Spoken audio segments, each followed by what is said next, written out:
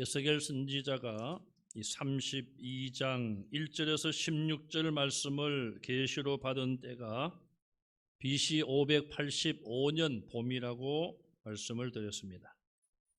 남쪽 유다가 멸망하고 그 다음 해 몇 달 지나지 않아서 그 다음 해 봄에 여섯 번째로 하나님께서 에스겔에게 계시를 주셨어요. 그리고 오늘 본문 17절에 보시면은 12째 해 어느 달 그랬는데 32장 1절에 이미 12째 해 12째 달 마지막 달이죠. 거기에 만약에 뭐 8번째 달, 5번째 달 그랬다면은 17절이 어느 달인지 모르겠지만 이미 12째 마지막 달이 1절에 나왔기 때문에 이 17절도 결국 12째 달, 12째 해, 12째 달, 15째 날에 하나님의 계시가 에스겔에게 임했습니다. 왜 여기 어느 달로 번역을 했는지 제가 잘 찾아보지를 못했는데 뭐 크게 중요한 건 아니고 어쨌든 32장 1절에서 계시를 받고 14일 2주간 후에 또 하나님의 계시가 에스겔에게 임했고 그것이 오늘 우리가 함께 봉독한 내용의 말씀이에요.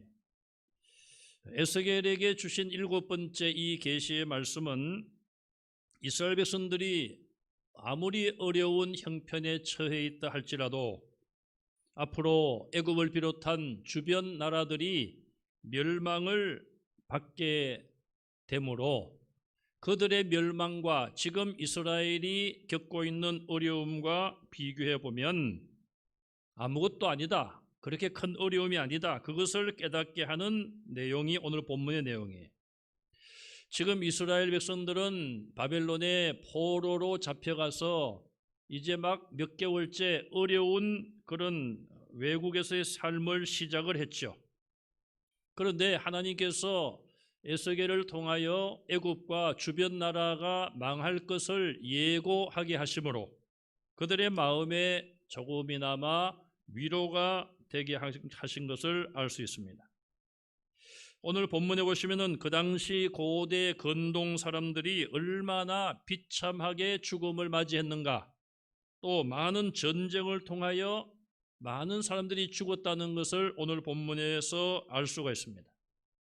오늘 우리가 본문 16절 말씀을 교독했는데 여러분 좀 냄새가 나지 않습니까? 아니 목사님 이제 코로나 때문에 어떻게 됐는지 뭐 성경 읽는데 무슨 냄새가 납니까? 피비린내가 나고 뭐 다 지금 우리가 읽었습니다마는 뭐 앞으로 살펴보겠습니다마는 다 죽음에 대한 그런 이야기, 뭐 사망, 뭐 죽음, 구덩이, 무덤, 지하, 서울, 뭐 칼에 엎드려 죽고 뭐 전부 죽는 이야기로 오늘 읽은 말씀이 가득 차 있습니다. 그래서 피비린내가 나고 뭐 시신이 썩는 냄새가 그냥 오늘 본문에서 그냥 막 그냥 푹푹 나고 있는 것이 오늘 본문의 특징이에요. 참 어쩌면 이 죽음에 대해서 이렇게까지 표현할 수가 있을까 할 정도로 죽음에 대한 여러 가지 표현을 오늘 본문에 다 동원하여 에스겔 선지자를 통하여 이스라엘에게 주신 것을 볼 수가 있습니다. 고대 근동 사람들은 죽고 난 이후에 장례식을 거창하게 했고 또 무덤도 거창하게 만드는 것이 특징이에요. 그런데 오늘 본문에 보시면은 그런 죽음은 거의 없습니다. 전부 구덩이에 그냥 한꺼번에 들어가서 다 메모를 당하고 그냥 그런 일들이 우리나라도 있었죠. 돼지를 질병에 걸리게 되면은 살처분하여 그냥 살아있는 돼지도 그냥 묻어버리고 그런 일들이 없잖아 있었는데 이게 돼지가 아니라 사람들의 시신이 그렇게 한 구덩이에 막 들어가고 코로나가 한참 성행을 부릴 때는 유럽이라든지 뭐 중국 이런 나라에서 그 시신을 치우는데 상당히 어려움이 많았다. 한꺼번에 사람들이 막 죽으니까 장례식을 제대로 못하고 그래서 가족들이 더 마음이 괴로웠다. 그런 뉴스를 우리가 벌써 수개월 전에 본 적이 있습니다. 딱 그때의 그 장면을 오늘 본문을 읽으면서 연결지으면은 딱 그런 상황이다. 그렇게 생각할 수가 있습니다. 하나님께서 왜 에스겔에게 이런 말씀을 예언하게 하셨는가? 앞서 말씀드린 것처럼 외국에 나가서 포로가 되어 어려운 생활을 막 시작을 한 이스라엘에게 조금이나마 소망을 주기 위해서 그렇다는 거예요. 참 어떻게 생각하면은 다른 사람의 불행이 뭐 이스라엘에게 소망이 되겠습니까? 그렇게 우리가 또 말할지도 모르지만 내용을 보면은 이스라엘에게 분명한 소망이 되는 것입니다. 소망이 우리의 영적인 침체를 회복시킬 수가 있는 것이죠. 지금 우리 한국 교회와 성도들이 영적으로 매우 침체해 있어요. 뭐 이거는 환경이 사람들을 이렇게 만들기도 합니다만은 우리가 너무 오랫동안 이런 어려운 환경, 자유롭지 못한 가운데 예배를 드리고 신앙을 지키다 보니 정말 어떻게 보면은 영적인 늪에 빠져 있다. 그렇게 느껴지기도 하는 것이죠. 그러나 하나님이 주신 소망을 붙들고 우리는 다시 일어날 수가 있습니다. 소망만이 오늘 우리 앞을 가로막고 있는 안개와 같은 전국, 캄캄한 것과 같은 앞을 내다볼 수 없는 이런 가운데서도 하나님이 주신 소망만이 내일을 향하여 달려갈 수 있는 힘을 주시는 줄로 믿습니다. 또 에스겔은 이스라엘을 괴롭혔던 다른 나라들도 망할 것이다.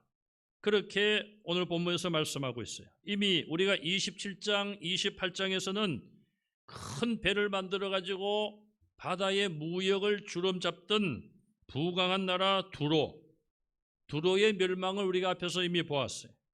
또 29장에서 31장, 32장까지 애굽에 대하여 애굽이 악어와 같고 백향목처럼 그렇게 큰 나라고 힘이 강하고 약한 자들을 괴롭힌 그런 애굽이지만 그 애굽도 결국은 하나님께서 치심으로 멸망할 것이다.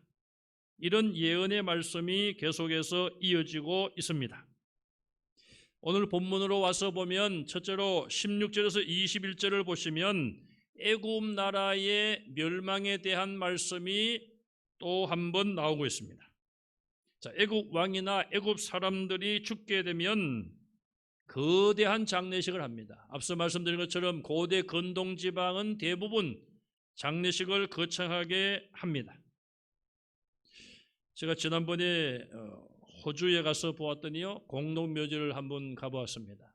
가보았더니 특히 이 중동 지역의 사람들, 뭐 이라크라든지 뭐 이집트라든지요, 그런 중동 지역의 사람들이 그곳에 와서 이민을 와서 살다가 죽어서 이제 장례식을 하고 묘지를 마련했는데 뭐 그냥 그 공동묘지 안에 가보니까요, 뭐 굉장히 자리를 넓게 잡고 뭐 묘비 같은 것도 크게 만들고 아주 뭐 거기서 텐트만 치면은 충분히 살 수 있을 정도로 그렇게 거창하게 무덤을 만들어 놓고 그것이 하나의 볼만한 관광지가 될 정도로 그렇게 죽은 이후에 무덤을 화려하게 장식하고 돈을 많이 들여서 이렇게 만들더라고요.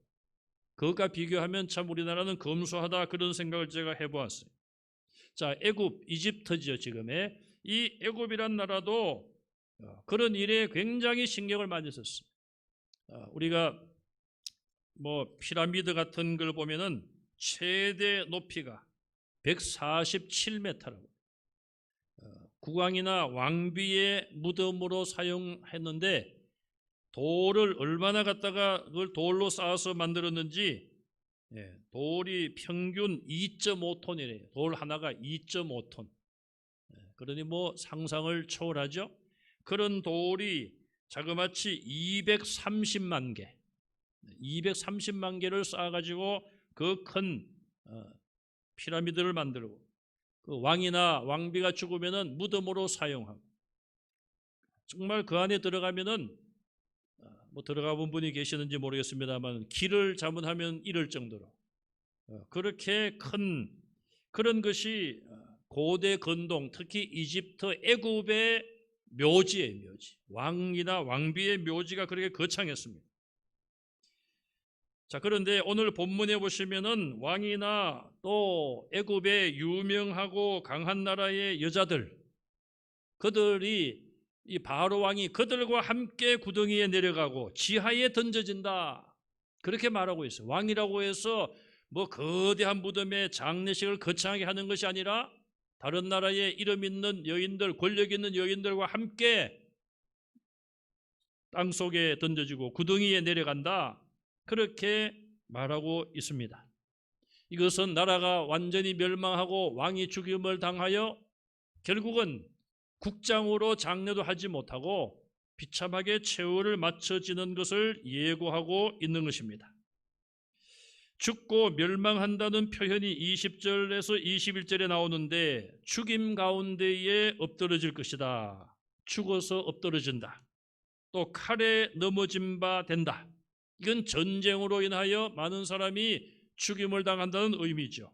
또 그 모든 무리를 끌지어다, 외국으로 포로로 끌고 간다, 그런 뜻을 가지고 있습니다.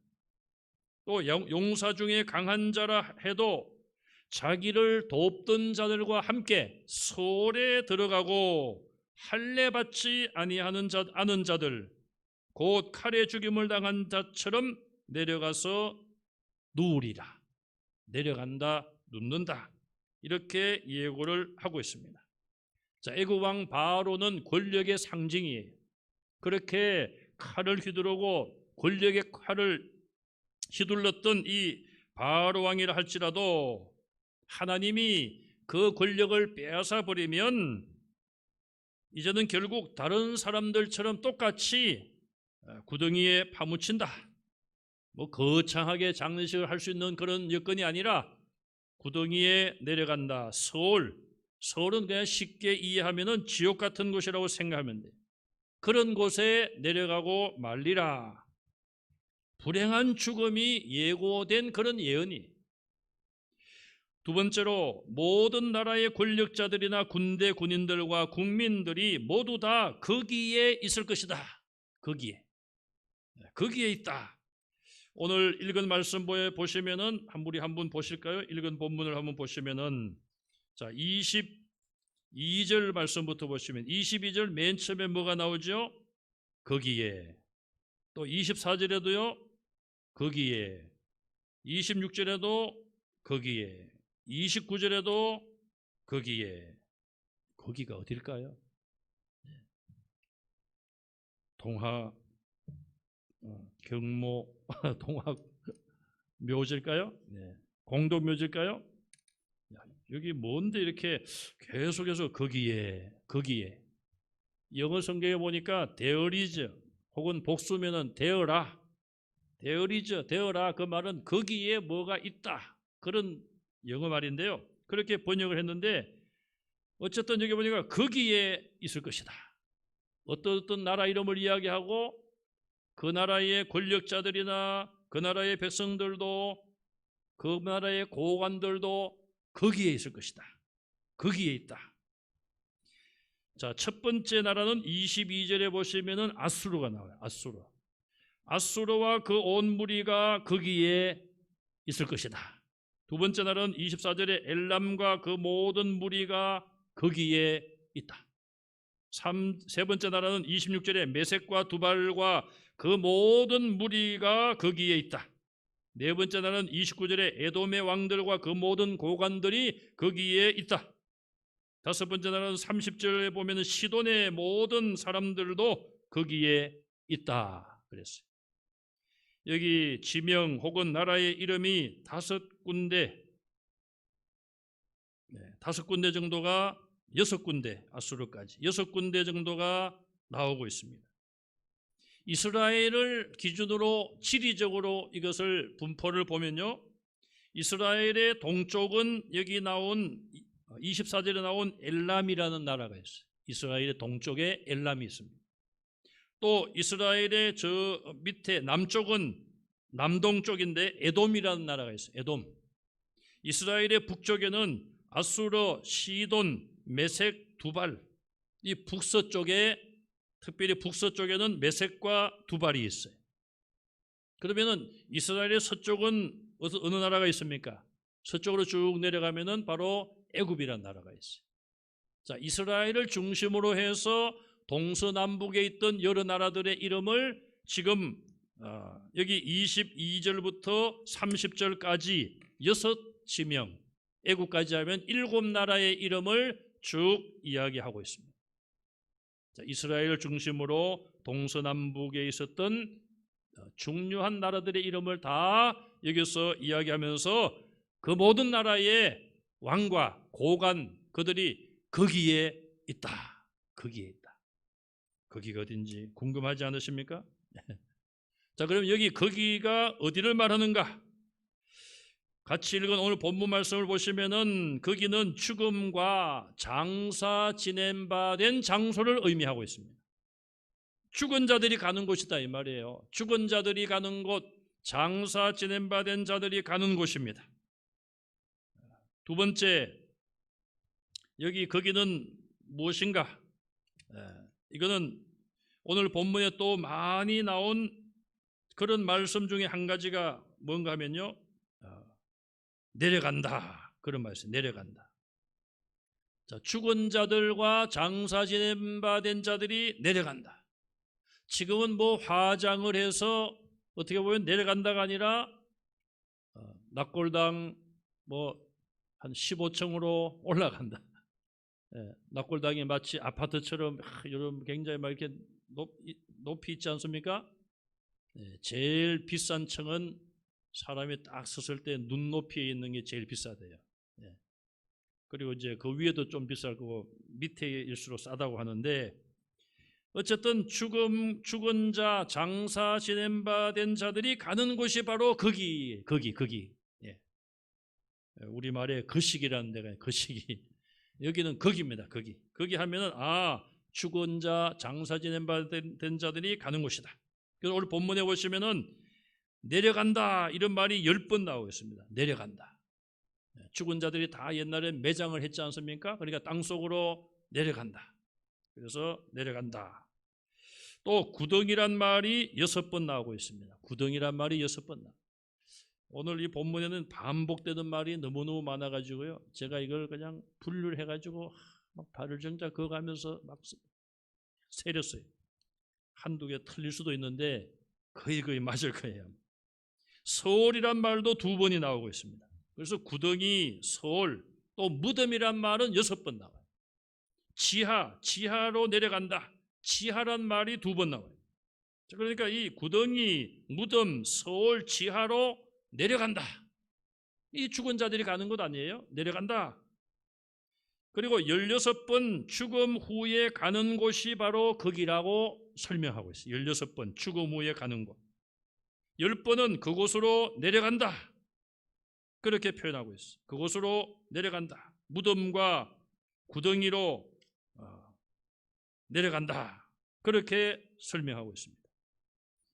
결국은 장사 지낸 바 된 자들이 가는 곳이죠. 그래서 칼에 죽임을 당하고 칼에 엎드러지고 죽임당하고 이런 표현이 몇 번이 나오는가 하면 자그마치 제일 많이 20번 나와요. 20번. 20번이나 전쟁으로 인하여 많은 사람이 칼에 희생당할 것이다. 그런 표현이 다 모아보니까 20번이나 등장하고 있어요. 그러니 얼마나 이 전쟁을 통하여 많은 사람들이 죽게 될 것인가, 그걸 우리에게 보여주고 있습니다. 자, 이처럼 죽음에 대한 죽은 자, 장사 지낸 바 된 자들이 가는 곳에 대해서 이렇게 강조를 하면서 왜 그랬을까요? 결국 모든 나라, 모든 권력, 모든 생명 있는 사람들은 다 죽어서 거기에 간다. 그렇게 말씀을 하고 있습니다. 그래서 오늘 본문은 죽은 자들 중에 구원받지 못한 자들이 가는 곳을 말하고 있습니다. 구원받은 하나님의 백성들이 가는 곳이 아니라 죽은 이후에 구원받지 못한 그런 자들이 가는 곳이다. 그렇게 이해를 하시면 되겠습니다. 자, 그러면은 네 번째로 거기에 가는 자들은 어떤 자들인가? 오늘 본문에 보시면은 또 한 가지 많이 나오는 표현이 뭔가 하면은 할례를 받지 않은 자들 혹은 할례를 받지 못한 자들, 그런 표현들도 상당히 여러 번 나와 있죠. 자, 그러면은 할례란 것은 육체의 표시를 하는 것이 할례인데 그 할례를 받지 못한 자들이 다 거기에 가는가? 그건 아니죠. 이건 육체의 할례가 아니라 마음의 할례를 말하고 있는 것입니다. 마음의 할례는 마음으로 진정으로 회개했다는 것을 의미하고 있어요. 자, 그래서 우리가 논쟁의 주제 중에 한 가지가 이런 주제가 있습니다. 우리가 성경의 교훈을 보면, 성경의 선언과 진리를 보면 예수님을 믿음으로 구원받지 않습니까? 누구든지 독생자 이름을 믿는 자는 멸망하지 않고 영생을 주신다고 하나님이 약속했어요. 그러면은 우리 대한민국에 135년 그 이전에는 우리가 예수님을 못 들었지 않습니까? 그 이름을 전도를 받지 못했어요. 뭐 그 이전에 뭐 삼국시대 그때도 뭐 마찬가지고요. 그 이전에 135년 그 이전에 1800 몇 년입니까? 85년 그 이전에는 예수님을 몰랐어요. 뭐 천주교도 이제 들어오고 했습니다만은 어쨌든 예수님을 우리의 정조 할아버지, 고조 이렇게 올라가 보면 그분들은 복음을 들을 기회가 없이 죽었던 거예요. 그러면 그분들의 구원에 대해서 어떻게 됩니까? 다 멸망받습니까? 상당히 궁금하고 또 논쟁의 어떤 주제가 될 만해요.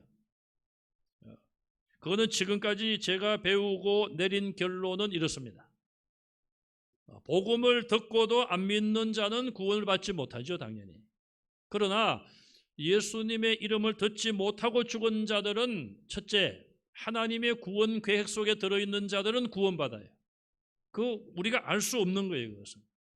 하나님만이 아시는 것이죠. 하나님이 택한 백성들을 예정하셨는데 그 예정에 옛날에 복음을 듣지 않은 시대에 살던 사람들도 하나님의 예정 선택에 들어갈 수 있다는 것이죠. 들어가 있는 자들은 구원을 받았다, 이렇게 볼 수 있고요.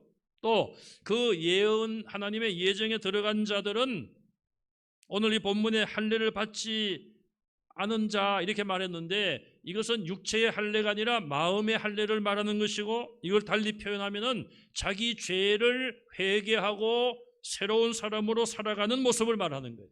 그것이 진정으로 할례 받은 자예요. 육체의 할례만 받고 자기 마음대로 살아가는 것은 진정한 할례 받은 자가 아니란 것이죠. 그러나 유대인이 아니라 이방 사람이기 때문에 할례를 구태여 받을 필요도 없는 것이고, 할례를 받으려면은 육체가 아닌 마음에 받으라, 이것이 성경의 사도 바울의 가르침이에요.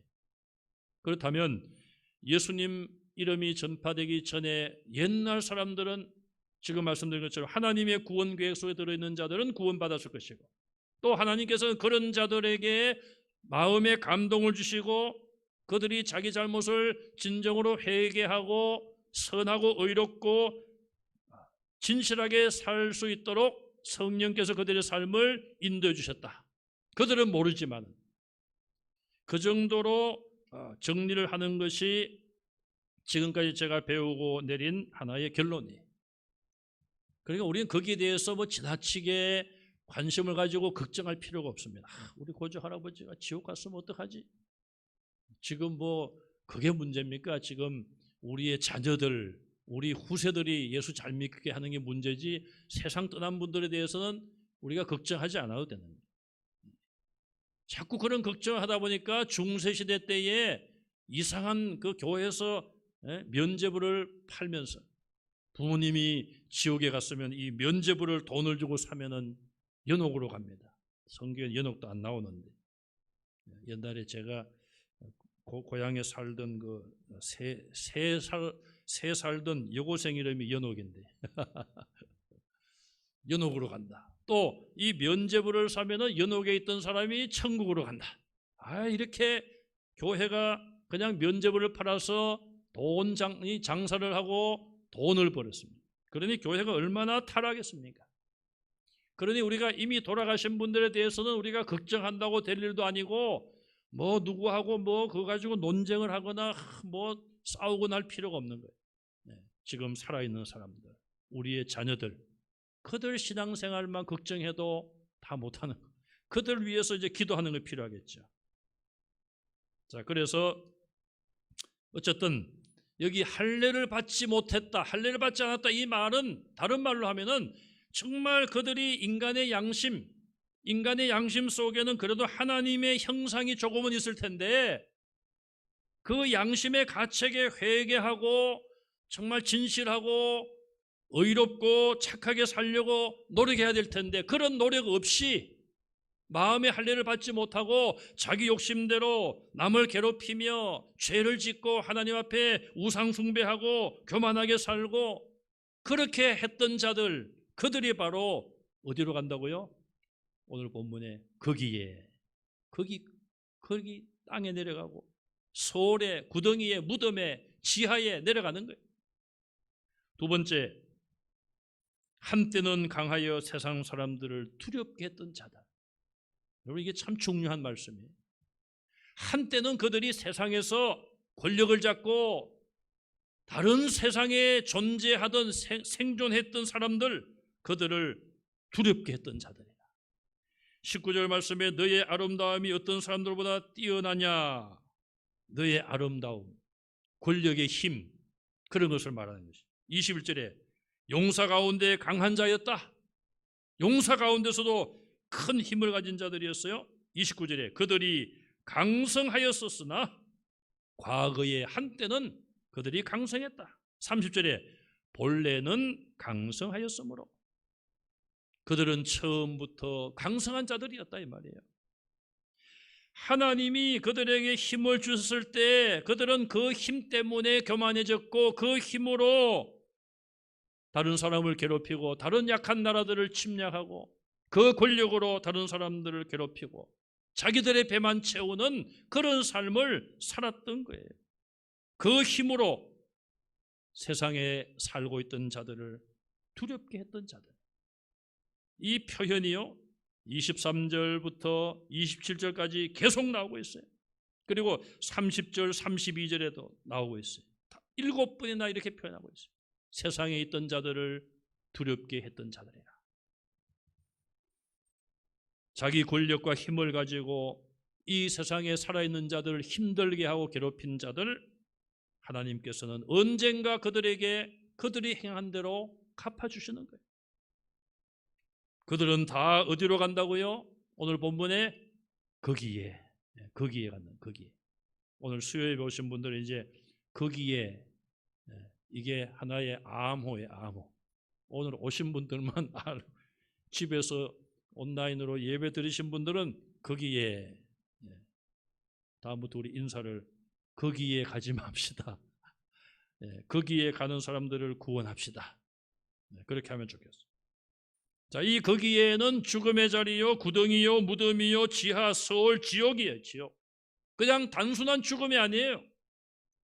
우리도 다 인간의 생명을 가지고 있기 때문에, 육체의 생명을 가지고 있기 때문에 하나님 부르시면은 다 죽음의 문을 통과해야 됩니다. 그러나 우리의 죽음은 오늘 본문에 거기에 가는 죽음이 아니에요.